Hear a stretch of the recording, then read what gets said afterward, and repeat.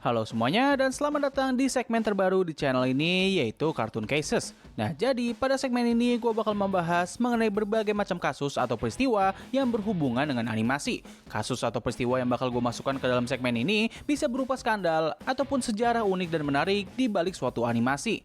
Nah pada episode pertama dari segmen ini gue akan membahas mengenai bagaimana studio Pixar yang hampir gulung tikar di saat mereka baru pertama kali membuat film panjang dikarenakan satu sosok karakter yang mereka ciptakan.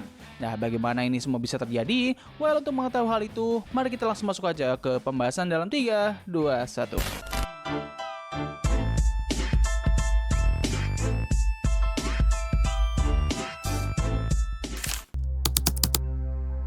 Nah, semua ini bermula pada tahun 1990-an, di mana pada saat itu terdapat sebuah studio animasi kecil yang kelak akan berubah dan sekaligus merevolusi industri animasi untuk beberapa tahun ke depannya nanti.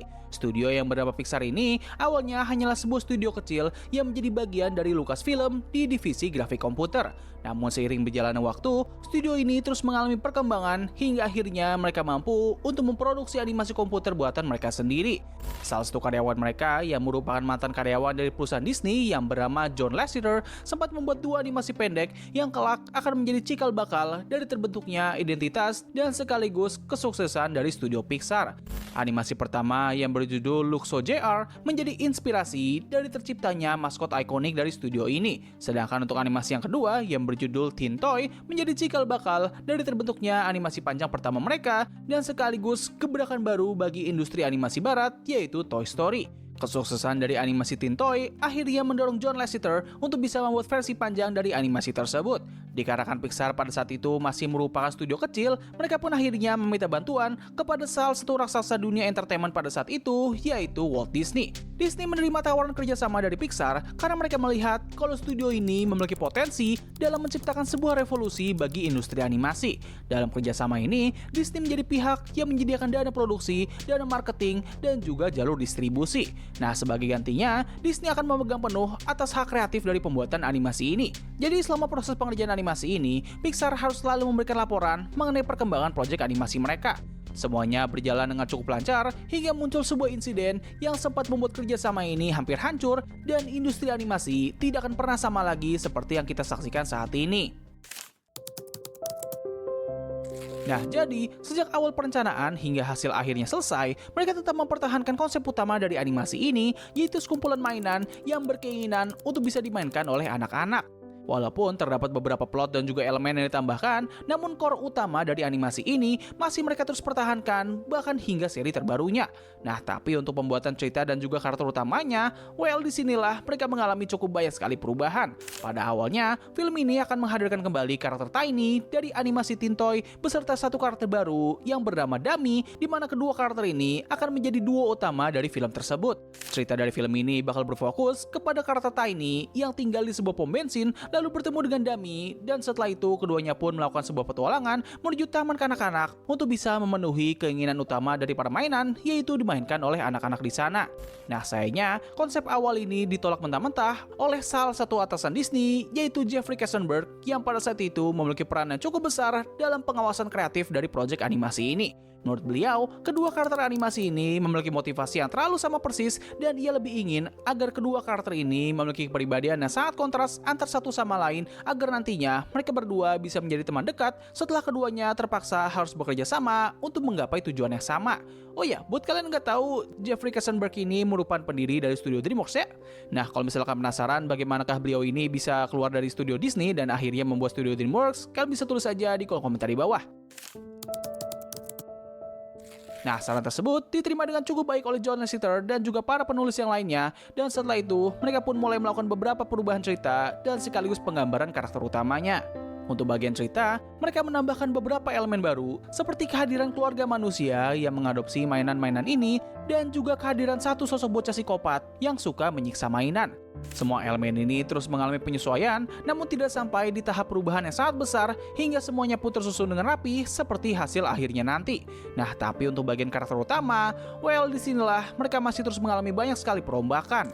Dikarenakan terlihat agak kuno, karakter Tiny akhirnya dirombak secara besar-besaran agar bisa lebih relate dengan penonton yang lebih modern. Karakternya pun kini digambarkan sebagai mainan action figure militer yang terinspirasi oleh cerita G.I. Joe dengan tema luar angkasa. Selain itu, namanya pun juga dirubah menjadi Luna Larry hingga akhirnya namanya pun ditetapkan menjadi Buzz Lightyear, yang mana nama ini terinspirasi oleh sosok Buzz Aldrin yang merupakan seorang legenda astronot dalam misi Apollo 11. Nah, untuk karakter yang satunya lagi, ia pun juga dirubah menjadi boneka koboi yang dapat berbicara lewat tali penarik di punggungnya dengan nama Woody.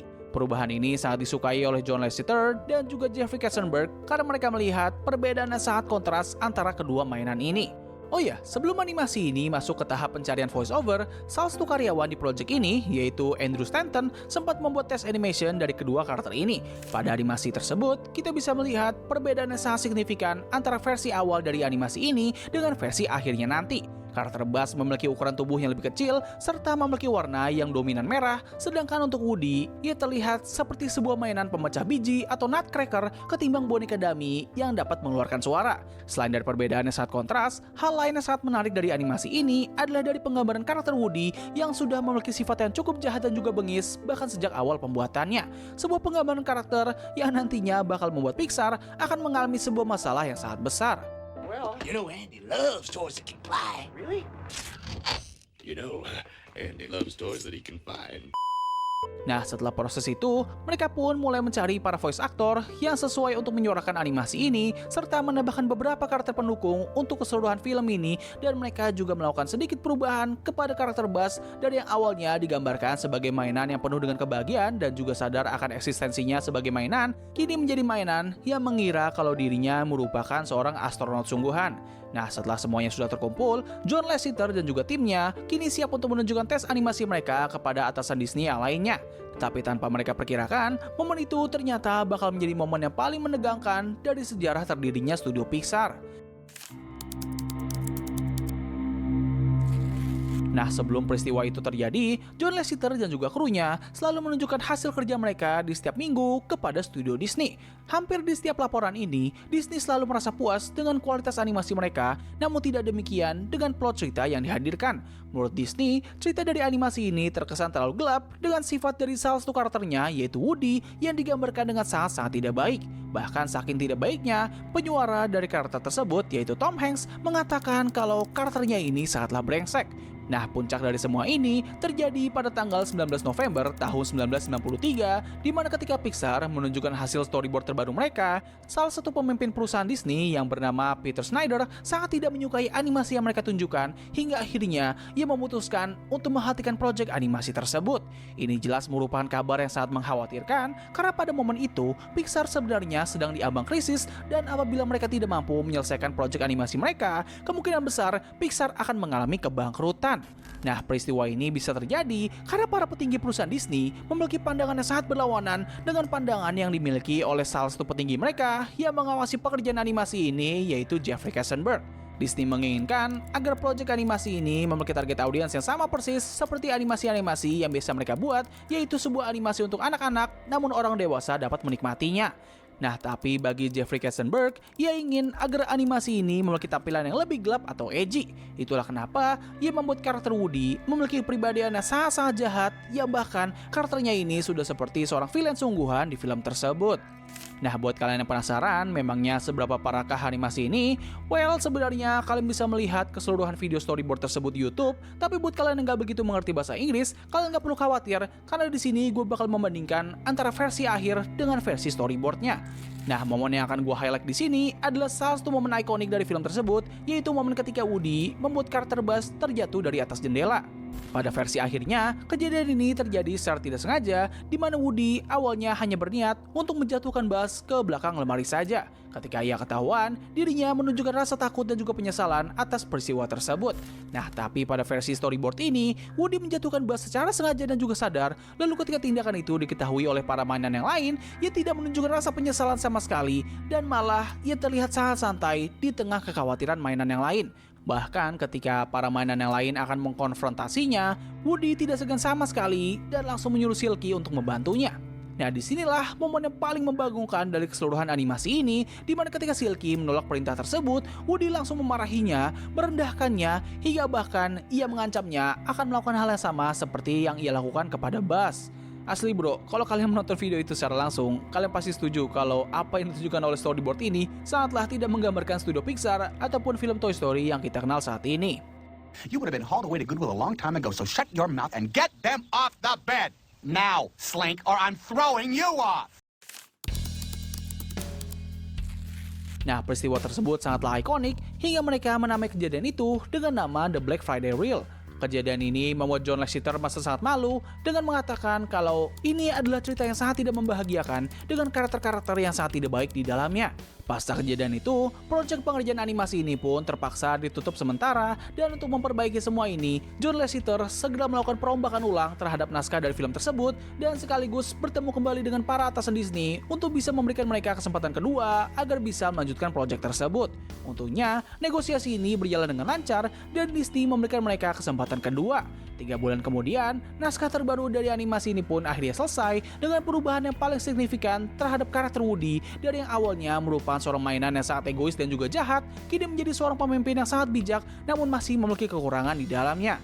Pengerjaan animasi ini pun akhirnya berlanjut pada bulan Februari tahun 1994 dengan para voice actor yang kembali harus menyuarakan beberapa dialog baru hingga akhirnya pada tanggal 19 November tahun 1965 film animasi ini pun bisa rilis ke publik dengan hasil yang sangat positif hingga mampu memberikan sebuah gebrakan yang sangat besar bagi industri animasi pada saat itu. Nah, jadi begitulah seluruhan kisah dari bagaimana satu karakter fiksi yang memiliki sifat yang sangat jahat hingga mampu memberikan sebuah ancaman bagi studio yang membuatnya dan berpotensi untuk merubah keseluruhan sejarah dari industri ini. Nah, jadi gimana menurut kalian? Apakah kalian merasa sangat puas dengan pembahasan kali ini? Dan apabila kalian memiliki kisah menarik lainnya untuk bisa dibahas, kalian bisa tulis saja di kolom komentar di bawah. Jadi mungkin cukup sekian dari video gue kali ini. Terima kasih atas waktu yang telah kalian luangkan untuk menonton video gue. Gue undur diri, sampai ketemu lagi di video selanjutnya. Bye!